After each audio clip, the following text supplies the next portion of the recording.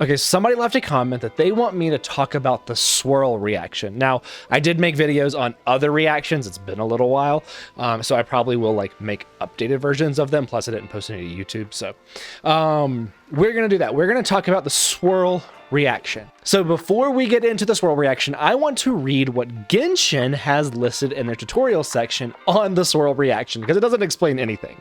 Okay, so it says, elements reaction swirl. When Animo meets certain other elements, it can trigger swirl. Swirl can deal elemental damage, affect beings, and generate further elemental reactions. Doesn't really explain a ton, so that's what we're going to do.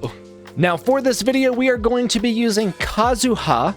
No, I am not in Kazuha cosplay for this video. If you want to see that, go back, find Kazuha's video. I'll also be in cosplay for the Freedom Sworn video, so you'll get to see it again. So this is the team that we're going to take into the domain. Kazuha, Coco, Sara, and Benny.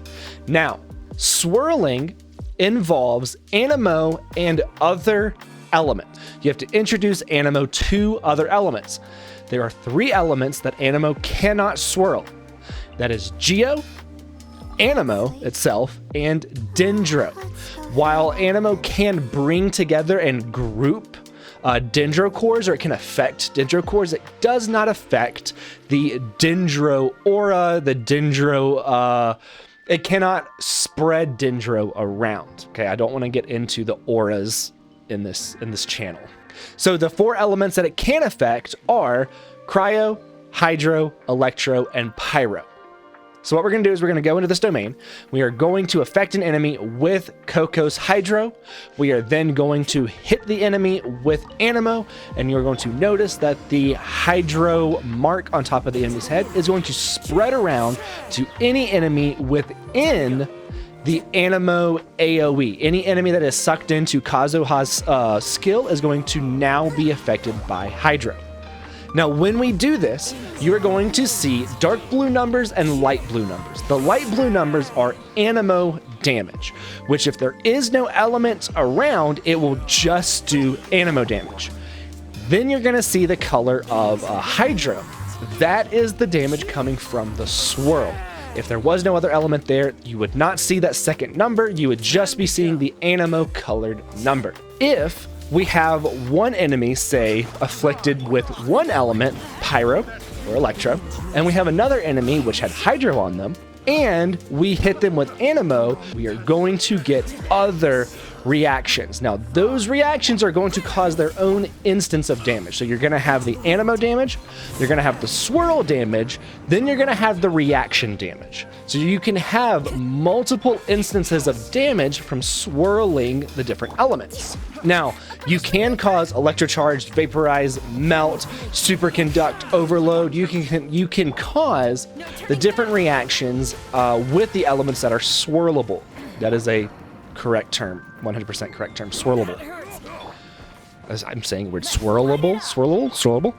So, in the stuff going on behind me, I'm going to be running around applying different elements to different enemies, then using Kazuha to spread them around. So whenever you swirl the different elements, you are going to be causing these different reactions, right? We can introduce multiple elements. We can have a frozen enemy, we can have a Hydro, Cryo, and Pyro, swirl them all together, freeze the enemy, cause a melt. You can have so many different things happening in these swirls.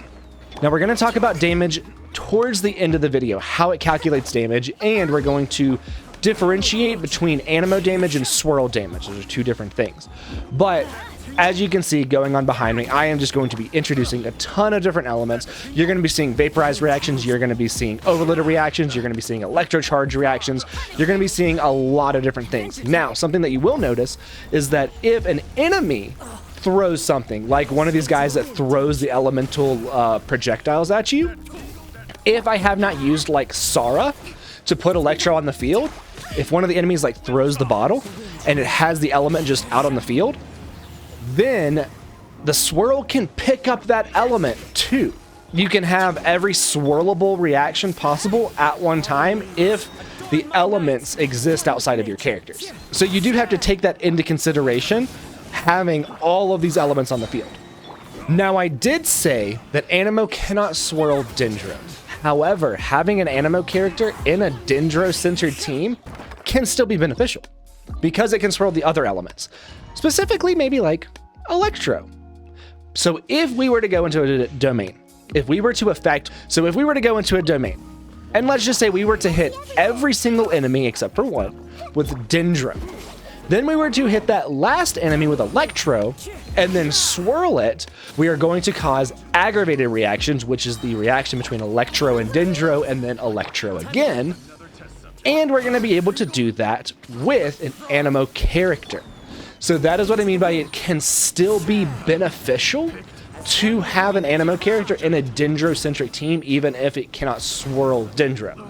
Now, if we were to have another element present, like if one of those guys were to throw a Hydro bottle and we had a little Hydro spot or a Pyro spot, it would get mixed in and it could make things a little weird, right? You could get burning instead of, you could get all of that. So you do have to be mindful of the other elements at play whenever you're doing these swirl reactions, because if you do it at a wrong time and you introduce an element you don't want, you could actually ruin some of the elemental reactions that you want.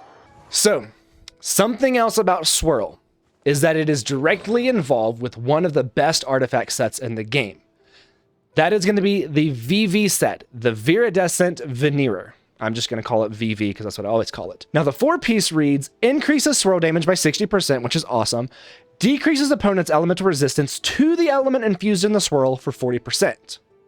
Now, that is going to be really good for a lot of things, even in the Dendrocentric ones like an Aggravate team, because you can increase the Aggravate damage because it is Electro causing that. Now, we're not talking about elemental absorption. We're not talking about absorption priority. We're strictly talking about swirl. That stuff is different.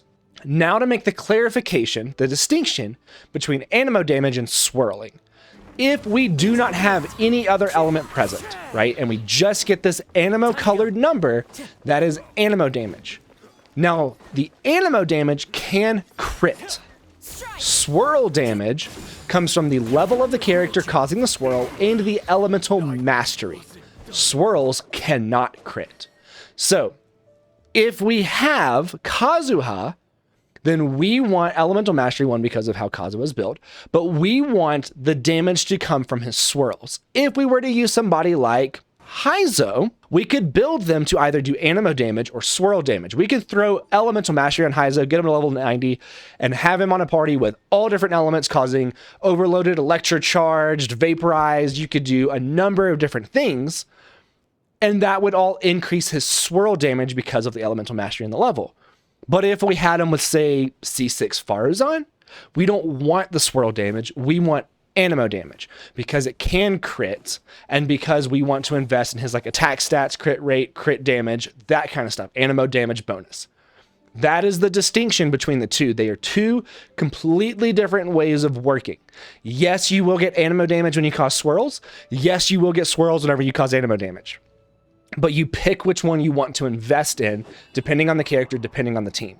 Kazuha, almost always EM. Haizo, Wanderer, Zhao, you want crit rate, crit damage, attack percent, and like Anemo damage bonus. You don't necessarily want EM because you don't care about the swirl reactions. You want to increase their personal damage. That is going to be it for this video. I hope I explained it well enough. If you have any questions, comments, concerns, do be sure to leave it down in the comments. Myself or someone else will be sure to answer it, and I'll see you in the next one.